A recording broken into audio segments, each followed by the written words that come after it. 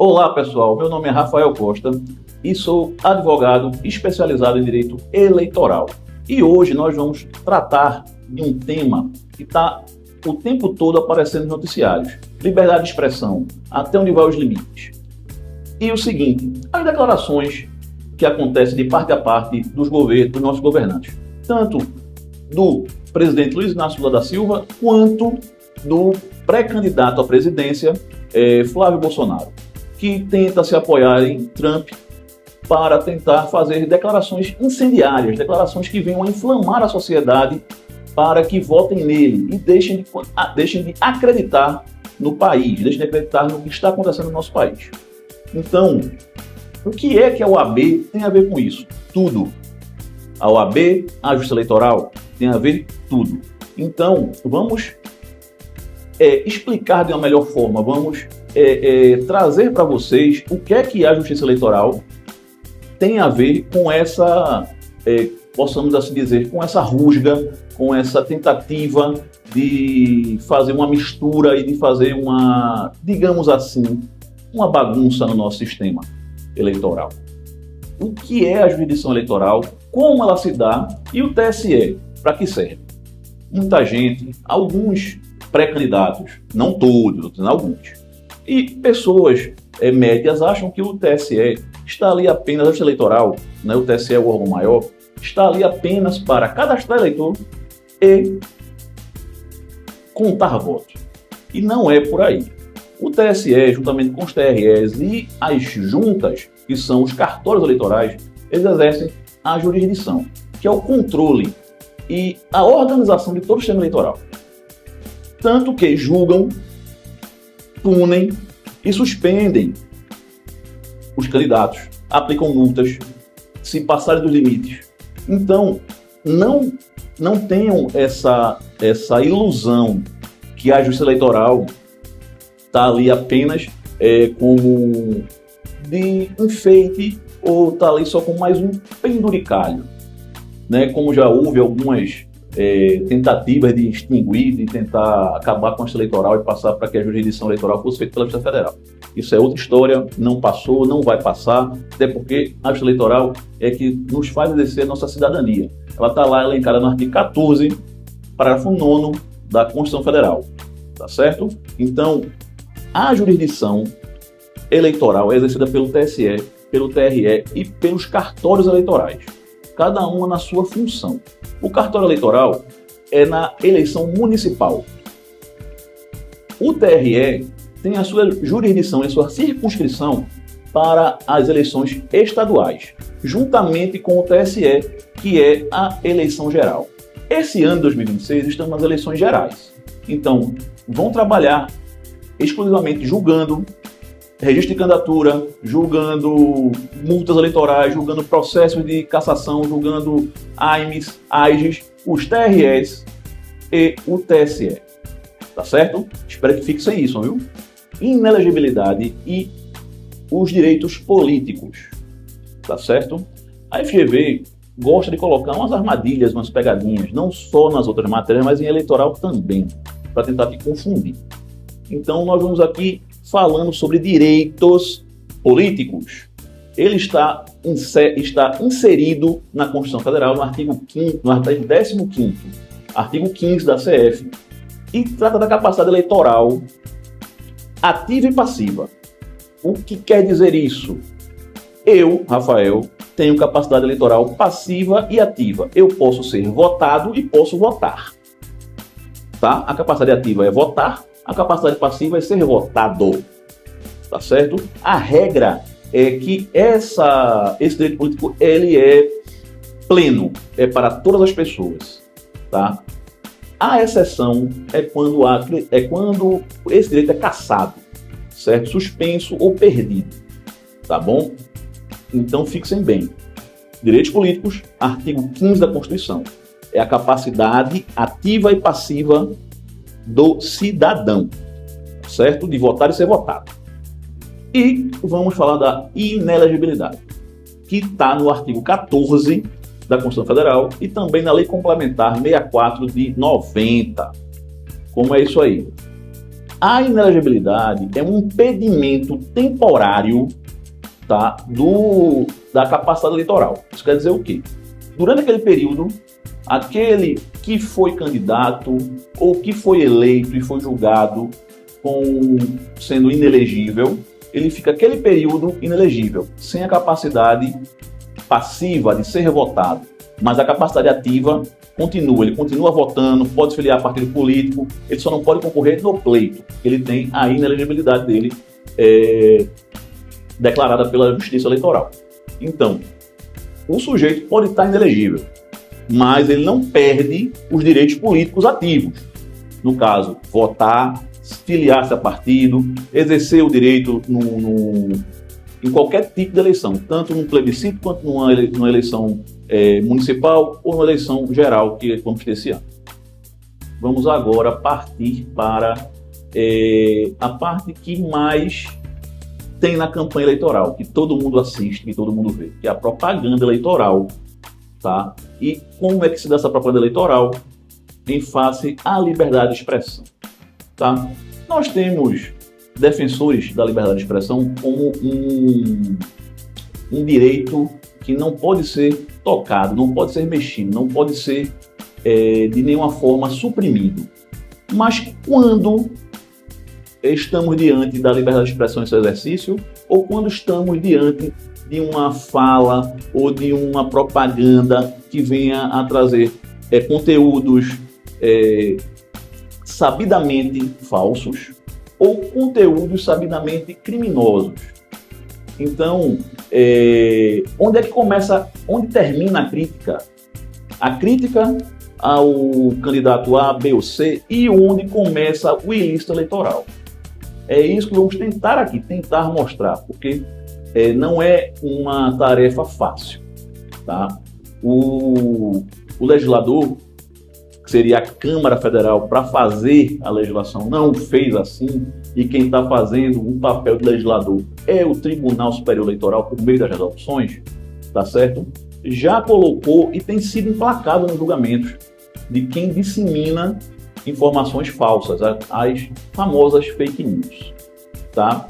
Então, essas fake news, essas falsas informações, ela macula o pleito, macula a lisura do pleito, ele tira a lisura, porque você consegue disseminar aquela informação onde muitas pessoas acreditam e candidatos que não estão sendo vítimas dessas informações falsas perdem o voto, e o candidato que disseminou isso vai ter essa vantagem.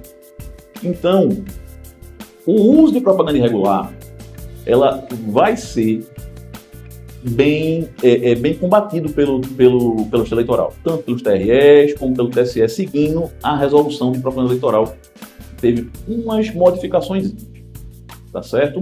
Eu sugiro, certo, dar uma olhada grande nessa resolução, pois essa resolução, e eu vou consultar aqui, porque eu não estou com ela aberta, eu vou consultar essa resolução nova só para dizer a vocês qual é a resolução que foi modificada para a eleição deste ano. É a resolução 23755 de 2 de março de 2026, tá certo? Essa resolução fala sobre propaganda eleitoral, os limites da propaganda eleitoral, como usar a inteligência artificial, tá certo? Ela dispõe sobre a propaganda eleitoral. Vocês podem consultá-la no site do Planalto. Quando estiver aberta, ela só traz as modificações da resolução 23610, tá? Ela traz modificações em alguns artigos. Então, essa resolução ela apenas modificou alguns pontos. Então, ela não cassou, ela não revogou a outra resolução. Então, a consulta faz na 23755 e corre para 23610 para verificar onde é que foi modificado cada artigo, cada parágrafo, para poder vocês entenderem o que é que o TSE hoje está coibindo, e para conferir também e para se preparar melhor para o que a nossa querida FGV pode vir cobrar com relação à propaganda. Vamos falar um pouco sobre a influência estrangeira na soberania, ou melhor, influência estrangeira no pleito, o que tem isso a ver com a nossa soberania, tá? Colocando bem em pratos bem limpos, tá certo? Quando existe a interferência de um chefe de Estado, tá, num chefe de outro Estado para as eleições do nosso país, isso é visto com um alerta, com um grande perigo, porque não é porque ele está se interferindo ou dando uma opinião, é porque isso pode impactar na normalidade da eleição, pode trazer um peso diferente para um candidato X ou um candidato Y, e aí você elimina a paridade de armas que a Justiça Eleitoral busca entre os candidatos, tá certo? Lembrando, o Brasil, o sistema eleitoral brasileiro, ele não admite, em hipótese alguma, financiamento eleitoral, financiamento de campanha de entidades estrangeiras, de dinheiro de fora do país, certo? Não pode, não deve e não vem. E se vier, a multa na prestação de contas, quando é descoberta, é multa alta para devolução. Então, a influência externa configura não só o desequilíbrio, mas fere a soberania popular, fere a soberania do povo brasileiro de escolher os seus dirigentes, os seus deputados, o presidente, o governador, tá? Então, nós estamos passando por isso agora, nesse momento, tá? Onde se quer trazer uma influência externa para dentro da nossa eleição, para dentro do nosso sistema eleitoral, trazendo notícias A, notícias B, notícias C. Então, a Justiça Eleitoral está aí para coibir e para deixar as paridades de armas, como eu já disse a vocês, entre os candidatos. Ok? Como isso pode cair na tua prova? Como é que a FGV vai trazer essa questão? Tá? Ela não vai chegar e dizer, olha, Trump vai e critica o TSE. O que é que você vai responder? Não vai chegar Trump critica o sistema eleitoral, Trump critica a urna eletrônica. Não vai trazer isso. A prova da FGV é uma prova técnica, tá certo? Ele não vai chegar com esse tipo de pergunta para você. Ele vai criar um candidato, Tício Mévio, tá? Que recebeu apoio de um líder estrangeiro e disparou fake news contra as urnas eletrônicas e contra o sistema eleitoral brasileiro. O que você precisa dominar para responder essas questões e resolver o caso hipotético? Resolver essa questão, resolver o caso. Você precisa do quê? Das hipóteses de inelegibilidade que está contido na Lei Complementar número 6490. Tá certo? Suspensão do direito político está no artigo 15 da Constituição Federal. Configuração do abuso do poder político e os meios de comunicação. E competências privativas da Justiça Eleitoral. Esses dois últimos não estão bem delineados, não estão bem objetivos na legislação, tá certo? Mas o que configura o abuso do poder econômico está na resolução, tá? Na resolução de prestação de contas, tá certo? Que traz o balizamento de como pode ser identificado o abuso do poder econômico e abuso de poder político e abuso da comunicação. Vamos lá. O abuso do poder político e dos meios de comunicação, utilizar-se de propagandas, no caso, se o candidato Mévio está no exercício da presidência, usar a propaganda institucional para fazer sua campanha eleitoral. Isso é um abuso do poder de comunicação. Tá? Usar e fazer com que os servidores, forçando que eles trabalhem na eleição, que eles votem nele. Isso é um abuso do poder político. E o abuso do poder econômico é você gastar mais do que está lá no teto. Tá certo? Que já é vedado, porque não pode vir dinheiro de entidades estrangeiras. Mas eu tive um professor que me disse o seguinte: o brasileiro tem que ser estudado pela NASA. Porque para cada coisa que a gente coloca, sempre vai ter alguém, a legislação coloca que é proibido e o cidadão consegue burlar, certo? Consegue encontrar meios novos de burlar. Eu não consigo entender isso não, mas cenas dos próximos capítulos. Pessoal, Isso é que a gente tinha hoje para tratar dos assuntos que podem ser abordados na tua prova da FGV. Assuntos que estão a todo momento na imprensa, estão dominando os jornais, os meios de comunicação informativos. Pois todos os dias nós temos essa apuração e demonstrando que pode haver ou não uma interferência, ou o candidato A, o candidato B, gente de fora, e isso fere a lisura do processo eleitoral. Então, eu espero que vocês tenham gostado, façam bom uso das informações que tem aqui, tá? Pois a FGV gosta de colocar, em ano de eleição principalmente, alguns casos práticos, algumas coisas envolvendo o pleito eleitoral.